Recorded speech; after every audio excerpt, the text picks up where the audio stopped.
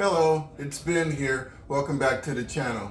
Today we'll be reviewing tips for replacing the positive crankcase ventilation valve on this 2019 Kia Forte. If you haven't done so already, please check out my video, Secrets to Planning and Auto Repair. Now let's get started.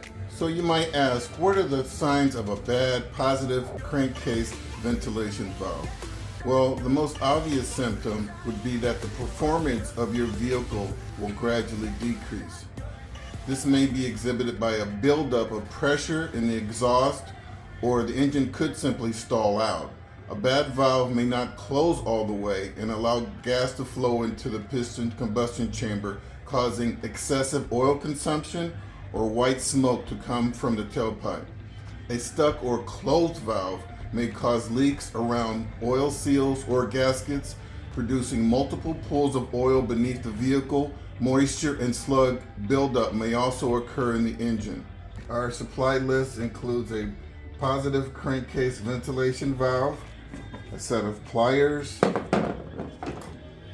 13/16" deep socket with an extension and a 3/8" ratchet. And that's about it. So we're just going to carefully remove this cover. And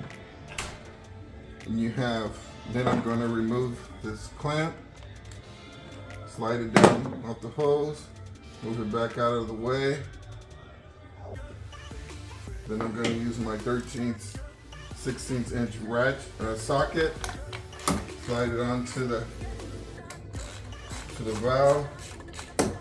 Valve is loose, you can move the rest of the way by hand. There you go. And check the condition of the valve by rattling, shaking it. Actually, this one doesn't have much rattle at all. So I'm going to spray a little cleaner in there and see if I can get it to rattle. And if I can, I will go ahead and reuse it.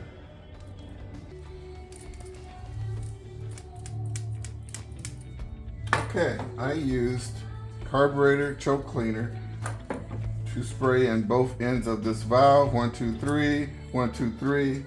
Shook it about 20 times and it's functional. So let's go ahead and reinstall it.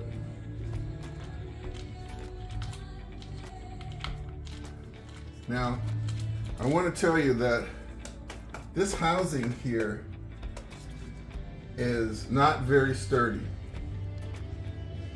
And so we're going to hand tighten this thing, but we're only going to put like 2 pounds of pressure on it.